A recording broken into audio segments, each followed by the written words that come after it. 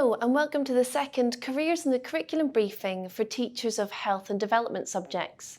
In our first broadcast, we outlined several post-16 options for students interested in areas such as nutrition, well-being and early years.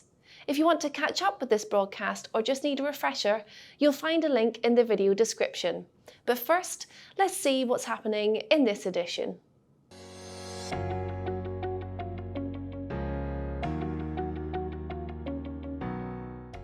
In this edition, we will explore selected careers in greater depth and learn about entry routes and likely earnings. We'll also hear how some young people are currently progressing with their post-16 routes in your subject area. So, how can a student get real-time information on the jobs that interest them? How do they know where these jobs are and what they might pay?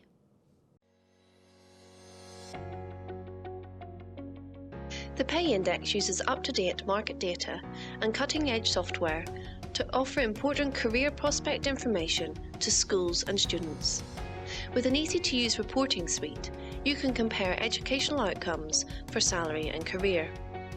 Plus, you can see potential earnings throughout a career via university, apprenticeship and professional routes. The Apprenticeships reporting suite makes it easy to discover the types of apprenticeship available in various industries across different areas of the country. If we select a career type, we can see where these apprenticeships are offered. The pie chart shows the percentages for each of the available specialisms. By selecting the level of apprenticeship of interest, you can see the annual salary available. You can also look in more detail at what is available in your local area. Select your area, level of apprenticeship, and see what apprenticeships are offered.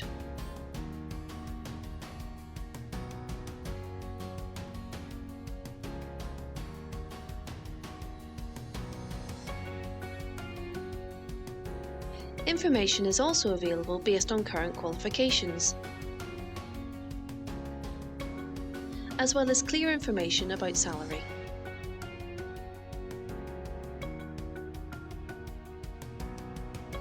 Your students may be wondering whether they would like to move away to study or stay closer to home.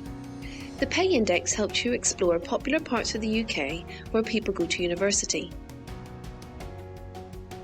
Now select a subject of interest. The graph changes.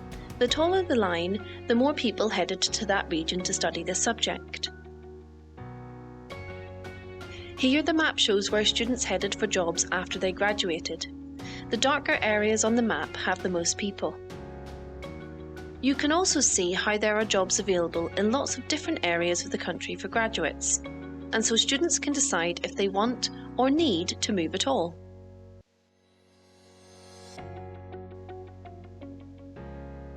This section allows you to choose a subject and see the likelihood of gaining a graduate job after university, and how much the starting salary might be. On the graph, you can also see how that salary goes up over time.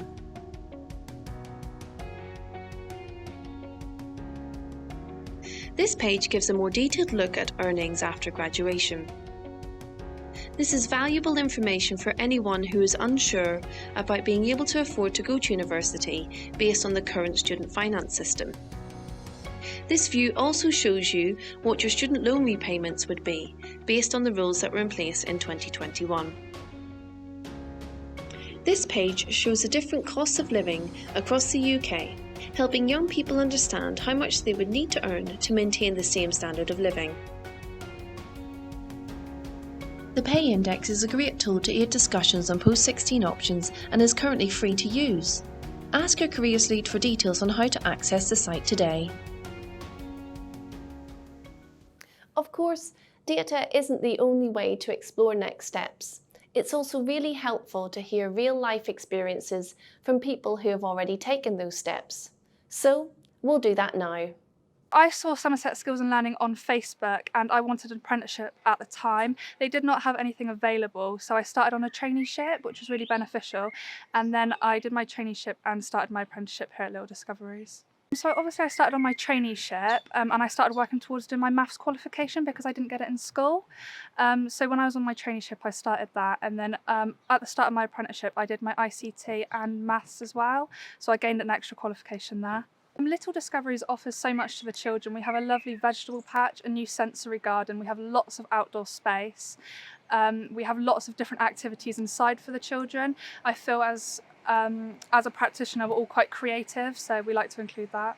So obviously the qualification itself is free, and I'm paid for what I work as well. 20% of my time here is also study time, and that's paid too, so I'm getting a lot of support as well. A day at college I would go in and see my tutor Nikki, who teaches me childcare, and she would take me through the unit that we are doing. I would recommend an apprenticeship because you gain so many skills along the way. You're not just in a classroom all the time, you're getting that workplace learning, and you have loads of people around you supporting you, and then you also have the opportunity to gain extra qualifications like my ICT and maths. Thank you for watching this latest Careers in the Curriculum broadcast. If you have any suggestions for future broadcasts, please do leave us a comment, and don't forget to subscribe to our channel for future updates.